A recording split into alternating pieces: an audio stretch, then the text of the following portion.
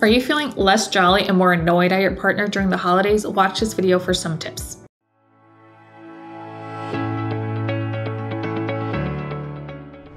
Hey there, my name is Diana Garcia. I'm a licensed therapist in Florida and owner of a private practice called Nurturing Minds Counseling. If you're new around here, hit that subscribe button now to get more tips to improve your mental health, relationships, and things like that.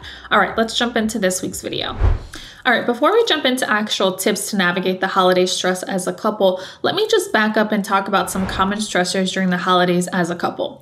So the first one, I think it's really all these expectations related to the holidays, and you guys might have two drastically different expectations and you've never communicated them, right? Is there an expectation about gifts, traditions, who you're spending time with, budgeting, right? Money, because again, there are a lot of expenses that can show up during the holidays. Do you have different expectations on what that's going to look like? Social events, navigating that. What are your expectations? Maybe one of you is a little bit more extroverted than the other one, and so there might be some different expectations on what those social events are going to look like during the holidays. Their common stressor is all the added responsibility. So especially if you have children, or even if you don't, right? There's just a lot more things that get added to the to-do list. So this is really important as a couple. If one partner traditionally is the one that just takes on the load, especially the mental load, then they can really get angry or resentful or stressed out. And so it's really important to understand and have discussions about like, okay, all these added responsibilities, decorating, giving gifts, going to events, sending Christmas cards, whatever, all the different lists of things that show up during the holidays, just kind of keeping that in mind that there's more responsibilities, right? And you don't get added more time to your schedule. So you're going to have to figure out what that's going to look like. Another common stressor is family dynamics and family time. So it's really important to understand, like, have you guys had a discussion about what like the split is? Who are you spending time with as a family? And then understanding like the specific family dynamics for each kind of individual. And then again, all the in-laws and dynamics that might show up if there is potentially some conflict or difficult relationships in the family. And it's important to keep that in mind because especially if you are going to be spending time with your own family or your partner's family, but there's some stuff that really shows up and makes it really stressful for one or both parties, it's really helpful that you guys are on the same page and that at least you feel supported by one another versus going into some of these events blind or having certain expectations that you think your partner is going to know and they have no idea, right? Maybe they have no idea that maybe you need some support when the uncle shows up that maybe makes you feel uncomfortable, makes inappropriate comments, whatever the case is, right? But definitely kind of thinking through like this family dynamic piece. It's really important during the holidays. Comment below, what's the one thing that stresses you out most during the holidays related to your relationship? So what's the thing? Is it family dynamics? Is it more responsibilities? Let me know in the comments below what's kind of that major stressor that shows up for you as a couple. All right, let's jump into some of the tips to navigate some of these stressors. So the first one's super, super important, have open and honest communication. I don't know how many times I'm working with someone individually or a couple and something's bothering one or both parties and I'll share, like, I'll ask, have you guys talked about this? Have you shared this with your partner? Nope. Something that's just been building up inside. And it's really important that you guys set aside some time to do that, to talk through some of these expectations. What are the plan, especially for some things that honestly, it could be resolved by just sitting down and figuring out what do you each need, because your partner might be much more willing to be flexible if they even know that something's bothering you. So it's really important that you guys have these open and honest conversations about whatever stressors they are. Clearly in these conversations, it's important to approach them with this open mind, trying to understand and listen to each other's perspective, not just like, this is the way, my way. Also, if you have kids, trying to really set aside time where it's just the two of you, that you guys can actually have uninterrupted conversations. And of course, I sometimes will tell couples, like, you can make these conversations into like, some form of connection as well, right? Like sit down and make some hot cocoa together and then plan through some of these stressors that are going to show up during the holidays. Tip is all about reflecting on your individual values and as a couple, the values that you guys hold for the holidays. So this can be done a couple of different ways. This can be included in your kind of conversation that you have about planning for the holidays. You can set aside some time to also talk about like, what is really important for us individually about the holidays? What's the meaning? What's the significance? Are there any important stories from our childhood or traditions that we want to keep? Any spiritual kind of beliefs that's important that we incorporate, and that individually you can share that. And then as a couple, you can come to an agreement on what you want that to look like now as your own family and unit. It's also important when you have this conversation about your values, either as a couple or just individually when you reflect on your values.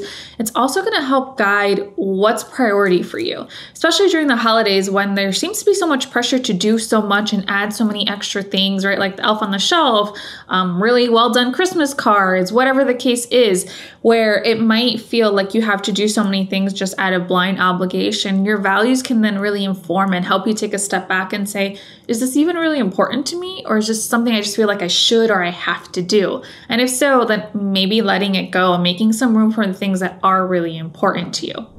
Okay, the third tip is all about being willing to be flexible and compromise. So it's kind of a two-part tip. When I say being willing to be flexible, I mean kind of being able to go with the flow a little bit more, letting go of like the need that the holidays need to look a certain way, kind of that rigidity that I think about, especially with perfectionism or just in general. Like we all have a certain picture, right? A movie that we paint in our head of what we want the holidays or a certain event to look like. And if it doesn't turn out that way, we might feel really disappointed, which is okay. But if that disappointment then leads to more of like thinking about it, getting stuck there and not being able to just fully be present with your experience of the holidays or what matters to you, then it's kind of counterintuitive. So when I say be willing to be flexible, like, okay, if let's say you wanted your tree up at a certain point and that didn't happen, like, okay, maybe you get it up later, or maybe you just decide this year there's no tree, right? Again, which might feel blasphemy for some people, but what I'm saying is just being able to kind of roll with the punches a little bit more and let things slide off a little bit easier.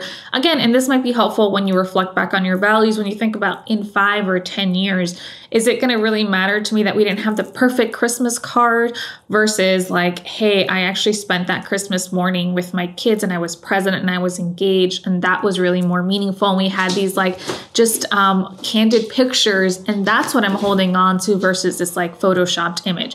Again, whatever the case is, it's just important to be a little bit more flexible. The other part when I talk about flexibility and compromise, especially when I'm talking about navigating the holidays as a couple, in any of these discussions, it's completely understandable if you guys have differences of opinions and that you guys might get a little bit stuck. And so I really like to think about this art of compromise that John Gottman talks about. And he kind of has this worksheet, and I'll kind of just put a little model that shows it. In the middle, it's like your core needs, like a little circle, and then a bigger circle encompassing the little one that says areas of flexibility.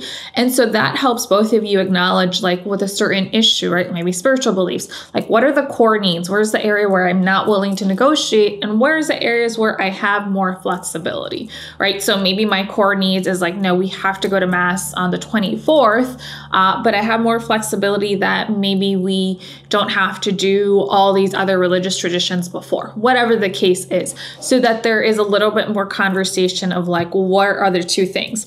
And then some questions that you can ask yourself as well, like, what do I want? Why is this really important to you? Help me understand. What are some core feelings or beliefs about this issue? And are there any common goals that we can get to about this issue? Is there something that either of us can do to help us meet this goal? Again, just some ways that both of you can really compromise in order to, as a couple, try to figure out what's really important. Because it's helpful to also think about, like when you get stuck in a discussion, if one of you wins, but your partner loses, the couple loses, right? So really kind of shifting that mentality that we are a unit and we're a team. So we're going to try to figure out what's going to work for us. And of course, that someone might not get exactly, or both parties won't get exactly what they need, hence the art of compromise.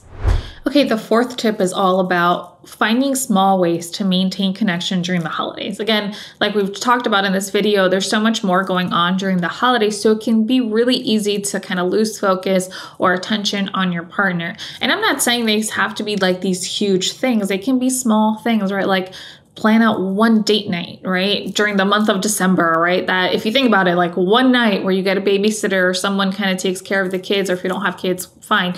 Just a time where it's uninterrupted time for you guys and really trying to focus maybe not so much on the task, but like you guys, connection, just like a carefree date night. It's also helpful just to think about like getting really creative. Like what are ways that you can maintain connection during the holidays, right? If there's more tasks together, is there a way that you guys can make that fun or do that together so that it feels more meaningful.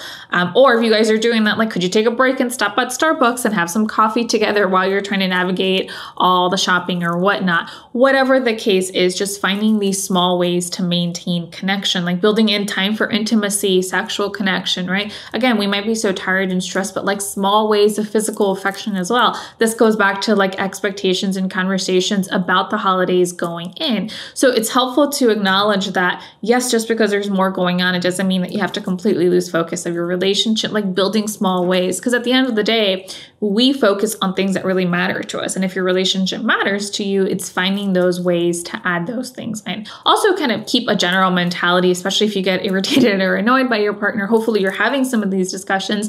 It's also helpful to think about, like, what are the things that your partner is doing right? So kind of like that appreciation part, whether you share it or not with your partner, at least for you to have the mentality like, okay, what are they doing, right? You know what? They self-initiated, putting all the decor up, or they really made an effort at this Christmas party to stay longer because it knew it mattered to me. So it's helpful to kind of keep that kind of act of like what's working and what my partner is doing well versus the things that are just not working. Give me a thumbs up now to let me know that you're going to try one of these tips in order to really prioritize your relationship during the holidays and try to maintain that connection during the holidays. So give me that thumbs up now. Alright guys, I hope this video was helpful for you, and as always, continue nurturing your mind, body, and soul individually and as a couple. Alright, thanks guys.